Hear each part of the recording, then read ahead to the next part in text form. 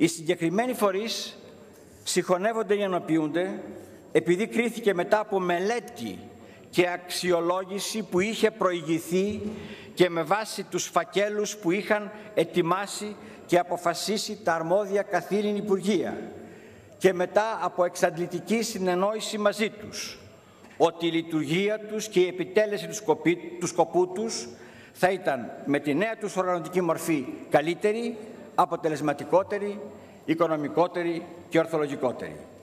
Με την ενοποίησή τους και ο παρεμφερής ή συγγενής σκοπός τους θα εξυπηρετείται καλύτερα και η διαχείρισή τους θα είναι πιο αποδοτική και κυρίως πιο ευέλικτη, χωρίς παράλληλα να θίγεται ή να διακινδυνεύει η λειτουργική αυτοτέλεια του κάθε συγχωνευόμενου φορέα.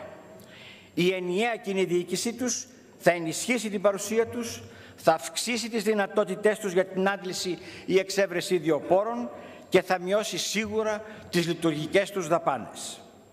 Και το σημαντικότερο, η νέα ενισχυμένη και ανανεωμένη οργανωτική τους δομή θα παρέχει περισσότερα εχέγγυα για προσαρμογή στις νέες απαιτήσεις, για τον διαρκή εξυγχρονισμό τους και θα διευρύνει τις μελλοντικές τους προοπτικές. Τέλος, ο αναγκαίος οικονομικός και διοικητικός εξορθολογισμός της οργάνωσης και της δράσης τους δεν καταλύει τις υπάρχουσες εργασιακές σχέσεις των εργαζομένων και άρα δεν θίγει την εργασιακή τους ασφάλεια. Οι εργαζόμενοι και όσοι από αυτούς δεν μετακινούνται, αλλά και όσοι αλλάζουν φορέα μετακινούμενοι, διατηρούν τη σχέση εργασίας στο φορέα που ανήκουν ή σε αυτόν στον οποίο μετακινούνται. Η μετακίνηση προσωπικού κατόπιν της κατάργησης συγχώνευσης φορέων επιτελεί μια περίπτωση ένταξης των εργαζομένων στο σχήμα της κινητικότητας, όπως αυτό έχει περιγραφεί και ισχύει στο άρθρο 4093 του 2012. Η μόνη περίπτωση μετατροπής της εργασιακής σχέσης από δημοσιοϊπαλληλική σε ιδιωτικού δικαίου αορίστου χρόνου, διότι καταργεί το νομικό πρόσωπο δημοσίου δικαίου, είναι η ένταξη του ΕΚΕ στο Εθνικό Ίδρυμα Ερευνών. Αυτό συνέβη διότι στο δείγμα μας έτυχε να είναι η μοναδική περίπτωση ενοποίησης με νομικό πρόσωπο ιδιωτικού δικαίου και δημιουργίας νέου προσώπου ιδιωτικού δικαίου. Η συγκεκριμένη ενοποίηση δεν προδικάζει και κυρίως δεν αποκλείει, αντίθετα τον ενισχύει και τον προϋποθέτει τον σχεδιασμό για τη δημιουργία στο μέλλον ενός ενιαίου εθνικού κέντρου ερευνών.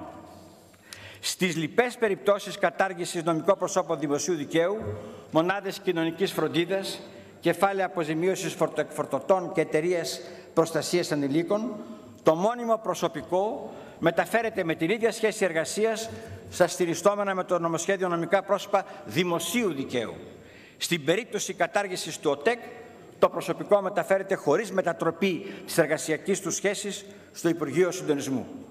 Όλες οι υπόλοιπες περιπτώσεις κατάργησης αφορούν νομικά πρόσωπα ιδιωτικού δικαίου. Κατά τα λοιπά, οι συγχωνεύσεις αφορούν νομικά πρόσωπα, όπως είπα, ιδιωτικού δικαίου και όλο το προσωπικό μεταφέρεται στα στηριστόμενα νέα πρόσωπα ιδιωτικού δικαίου. Το σύνολο του προσωπικού που εντάσσεται στο πεδίο εφαρμογής των ρυθμίσεων αυτών είναι 4.514 άτομα. Από την προηγούμενη περιγραφή συνάγεται, πιστεύω, καθαρά η φιλοσοφία που διέπει το πρόγραμμα των συγχωνεύσεων. Εξορθολογίζεται ο δημόσιος τομέας πρώτα με την κατάργηση των άχρηστων υπηρετών οργανισμών και στη συνέχεια με την ενοποίηση συγχώνευση των ομοειδών με σκοπό την εξοικονόμηση λειτουργικών δαπανών και τη μείωση γενικά του κόστου λειτουργίας τους. Θα πρέπει όμως να γίνει σαφές και να το καταλάβουν καλά οι διοικήσεις των οργανισμών αλλά και οι εργαζόμενοι. Η συρρίκνωση των δομών τους και η αναδιοργάνωση της λειτουργίας τους δεν εξασφαλίζει από μόνη της ούτε την επιβίωσή τους, ούτε την μακροημέρευσή τους.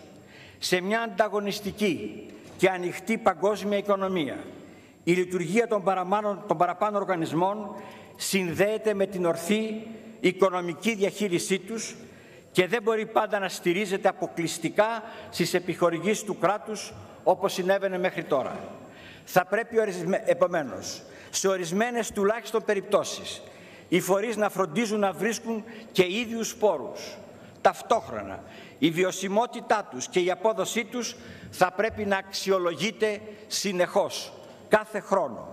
Και η υποχρεωτική αξιολόγησή τους θα αφορά τόσο τις υπηρεσίες που παρέχουν στους πολίτες, όσο και την απόδοση του προσωπικού τους. Μόνο με τον τρόπο αυτό μπορούμε να διασφαλίσουμε ότι θα συνεχίσουν να παρέχονται οι αναγκαίες υπηρεσίες στο κοινωνικό σύνολο. Το κρατικοδίαιτο, κοστοβόρο και γραφειοκρατικό μοντέλο που έτρεφε προνομιούχες ομάδες συμφερόντων και αναπαρήγαγε τις κοινωνικές ανισότητες μέσω προνομιακών και χαριστικών κοινωνικών παροχών, επιβαρύνοντας τον απλό φορολογούμενο πολίτη, χρεοκόπησε οριστικά. Οφείλουμε να το συνειδητοποιήσουμε όλοι και κυρίως οι διοικήσεις και οι εργαζόμενοι και να εγκαταλείψουμε πρακτικές και νοοτροπίες του παρελθόντος ράθιμες και κοινωνικά ανεύθυνες. Η κοινωνία έχει ανάγκη από μια νέα μορφή δημόσιας υπηρεσίας, μια νέα μορφή κοινωνικής αλληλεγγύης και πρόνοιας που θα είναι λιγότερο γραφειοκρατική και περισσότερο αποκεντρωμένη, που θα οργανώνει και θα εξασφαλίσει την αποδοτικότητα των δημόσιων κοινωνικών υπηρεσιών και την κοινωνική αλληλεγγύη στο πιο κοντινό στον πολίτη επίπεδο, με μεγαλύτερα περιθώρια αυτονομίας από το κράτος και πιο κοντά στην κοινωνία των πολιτών την οποία οφείλει να υπηρετεί. Αυτή την λεπτή όσο και αναγκαία ισορροπία μεταξύ από τη μια μεριά της επιταγής για λιγότερο και αποτελεσματικό κράτος και για μια όσο γίνεται μικρότερη έμεση επιβάρυνση του Έλληνα πολίτη και από την άλλη της ανάγκης για συνέχιση της παροχής προς τον πολίτη και στο κοινωνικό σύνολο των αναγκαίων κοινωνικών υπηρεσιών με παράλληλη διασφάλιση του δικαιώματος των εργαζομένων στην απασχόληση, φροντίζει